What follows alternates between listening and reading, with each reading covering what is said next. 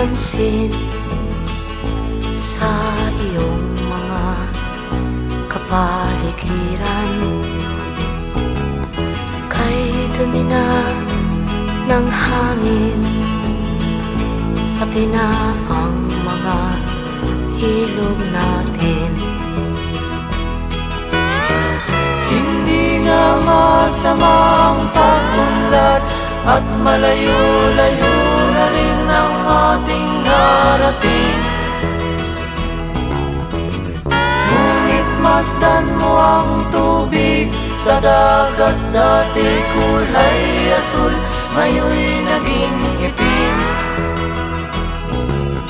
Ang mga duming ating ikinalat sa hangin, sa langit, huwag na nating paabutin. Upang kung tayo'y pumanaw man sa sariwang hangin, sa langit natin matitikman. Mayroon lang akong hinihiling, sa aking pagpanaw sana ay tag-ulan.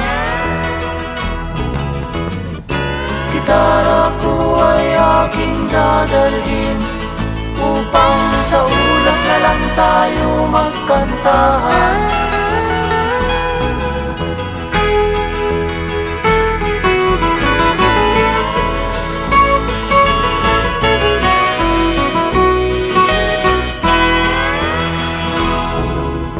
Ang mga batang ngayon lang isinilang, may hangin pa kayang matitikman.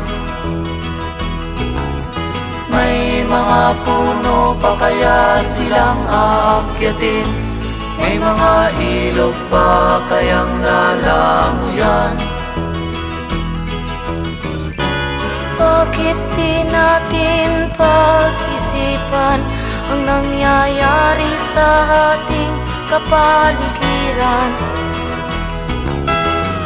Hindi nga masama ang pag-unlad, kung hindi nakakasira ng kalikasan. Darating ang panahon, mga ibong dala ay wala nang madadapuan. Masdan mo ang mga punong dati ay kay tatag, ngayon'y namamatay dahil sa ating kalukuhan. Lahat ng bagay na narito sa lupa, biyayang galing sa Diyos kahit nung ika'y wala pa. Ingatan natin at huwag nang sirain pa, pagkat pag kanyang dinawi tayo'y mawawala na.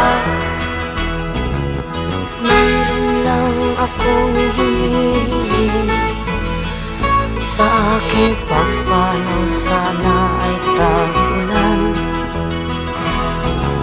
Gitara ko ay aking dadalhin, upang sa ulap na lang tayo magkantahan.